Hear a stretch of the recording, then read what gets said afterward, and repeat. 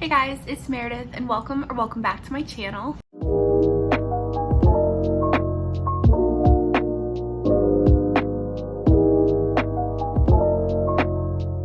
Today I will be talking about all of the books that I read in both June and July. I didn't read too many books in June that I haven't already talked about, so I just decided to go ahead and lump it into my July wrap up. So that being said, the first two books that I read in the month of June were The Score and The Goal by Elle Kennedy.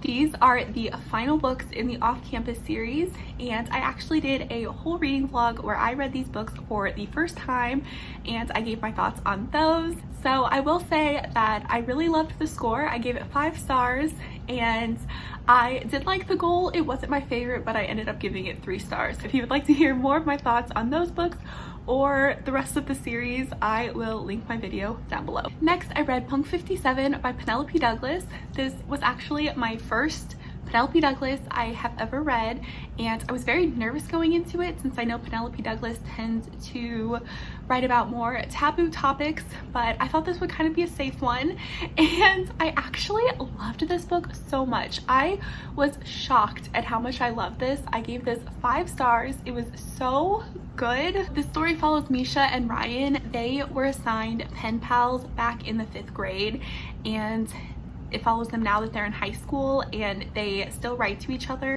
They feel like they're kind of the only people that they can be their true authentic selves with, and so they really open up to each other in these letters. The two actually end up meeting one night, and Misha knows that it's Ryan, but she doesn't know that it's him, and so she's nothing like he thought she was, and he actually ends up transferring to her school and goes by a different name, and so he still knows who she is, but she still doesn't know who he is. Ryan is really popular at school, and she's just really nothing like Misha thought that she would be. She is kind of mean. She hangs out with people who aren't super nice. He also has stopped writing to her because he just kind of thinks that everything that she said is a lie at this point, and so we get the perspective of both Misha and Ryan throughout the book.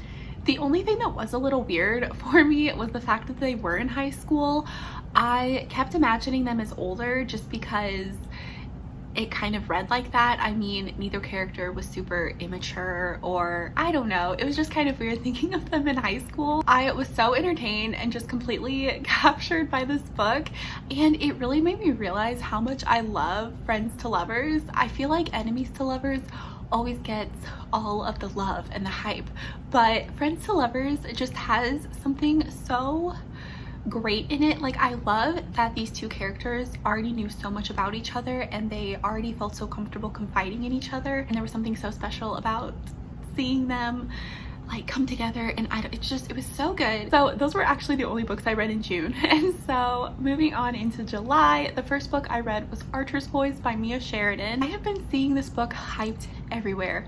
BookTube, Book Talk, just it is everywhere. I actually buddy read this with Haley Hughes, so that was really fun, and I actually ended up giving this book a 3.5 star. I was so conflicted about my rating of this book. I went back and forth because I know tons of people love this book and it was very entertaining, but I also had a lot of problems with it. The story follows Bree, and she moves to a small town in Maine after a really traumatic event happens to her, and here she meets Archer. Everyone in the town kind of just avoids him. He doesn't talk, and they assume that he's deaf, and they just kind of ignore him. So one day Bree's dog runs onto Archer's property, and she chases after him, and she tries communicating with Archer, and they eventually end up striking up a friendship. Bree's dad was actually deaf, and so she already knew sign language, and this is what she uses to communicate with Archer. I adored Archer. He was just the sweetest, purest character. He's basically lived his entire life alone, and this new friendship with Bree has really helped him open up and learn more about the world. My heart literally hurt at some points in this book because he is just so freaking pure. Like, he's just so innocent. I loved him. He was definitely the best part of this book. He's the reason that I was debating on whether this book was a very average middle of the road read for me or just a complete 5 stars, because my love for him was just so strong throughout the entire book. However, I did have some gripes with the book.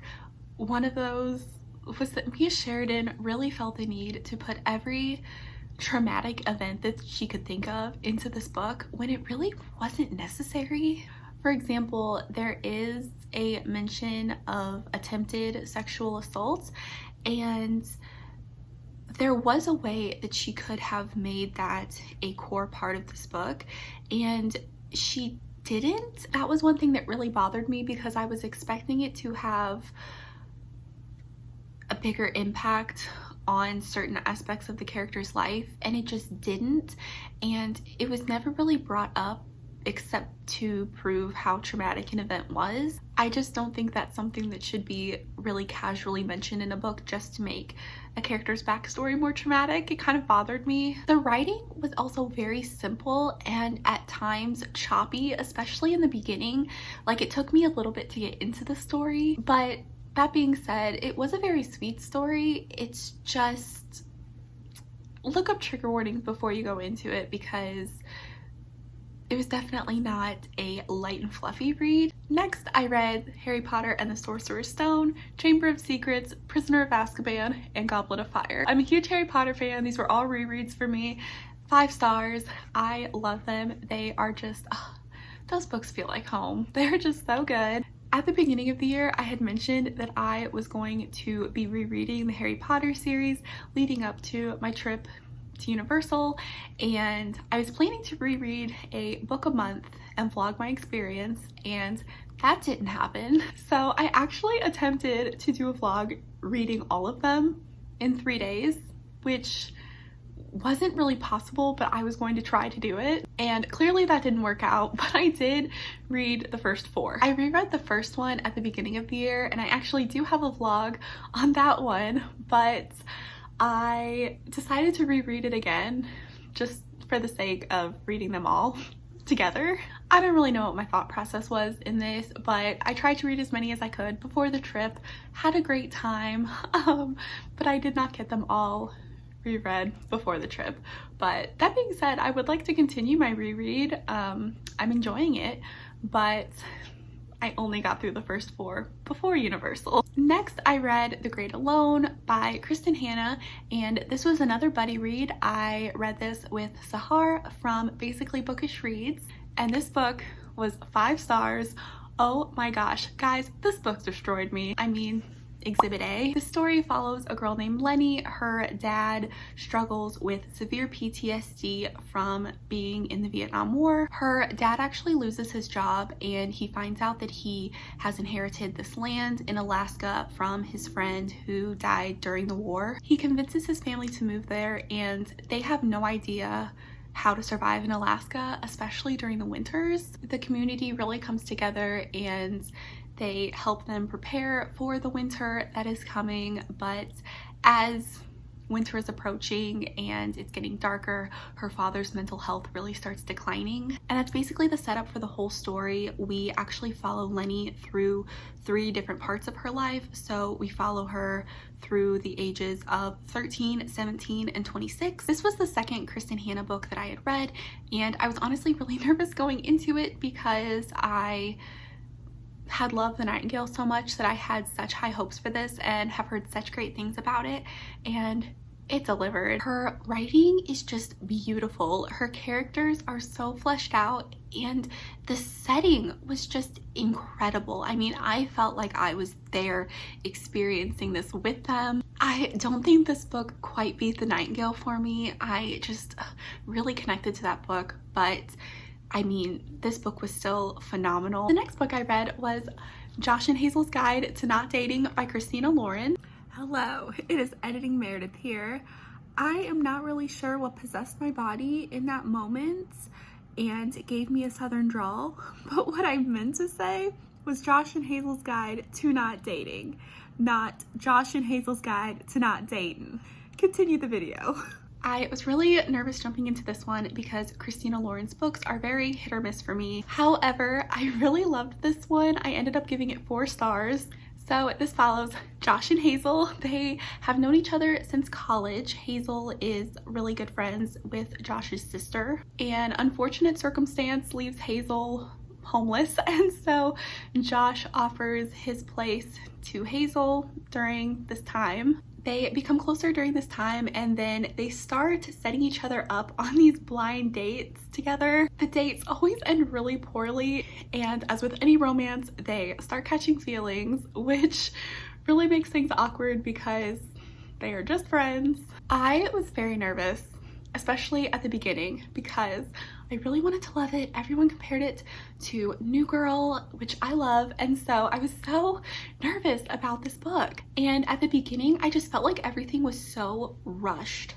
Like, it wasn't really a build of their friendship, or we didn't really get to see tons of them getting to know each other. We were just kind of told that things were kind of developing with them. I just wish we got to see the buildup of their friendship a little more, rather than just kind of being told like, oh, they're best friends. I don't know. We didn't really get to see tons of friendship with them, in my opinion. However, the book completely turned around and I ended up loving it so much. I was really thinking of giving it like a 4.5 stars, but just the beginning really bothered me so much, to the point where I was really reading it and I was like, this is gonna be like a 2.5 or a 3 star. I was so disappointed. It also has a trope that I can't mention, but I'm not the biggest fan of it, and so it kind of irritated me a little bit.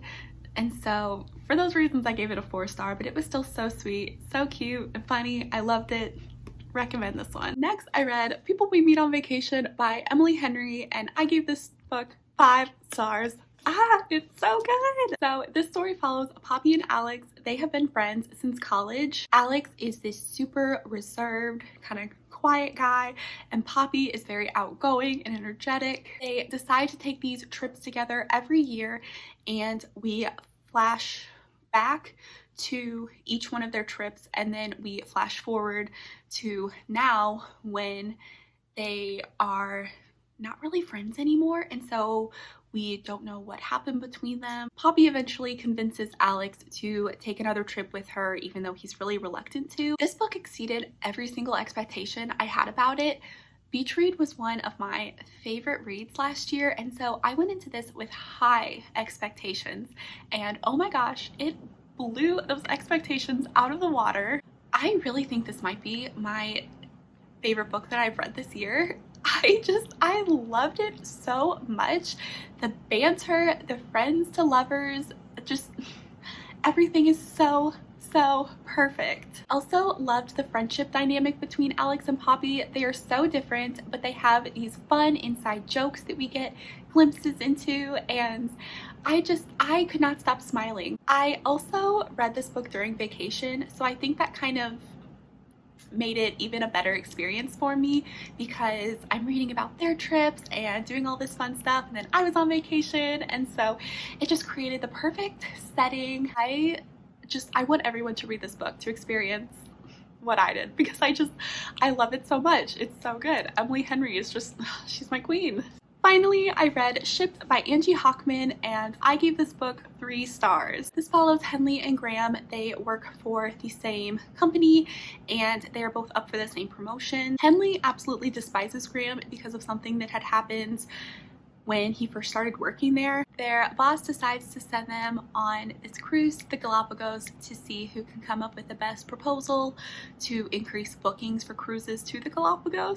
It's hate to love, forced proximity, and it was marketed as a hating game meets the Unhoneymooners. So basically, this was everything that I have ever wanted in a book, and I was so excited to get to it. However, it took me about 170 pages to really get into this book. I was expecting it to be really heavy on the romance and very cutesy, and that's not really what I got from it. It was very focused on the business aspect of things. I mean, we learned so much about this place that they worked at and Henley trying to get this promotion. I had such a high from reading People We Meet on Vacation that I was expecting the same vibes with Shipped, and it just didn't really deliver. It was more business than romance, and I wasn't into it. I just didn't really care that much, and there just wasn't tons of tension between them. Like, she just really didn't like him, and I think that the author tried to make the tension a little more than it was. I don't know, I just wasn't really feeling it.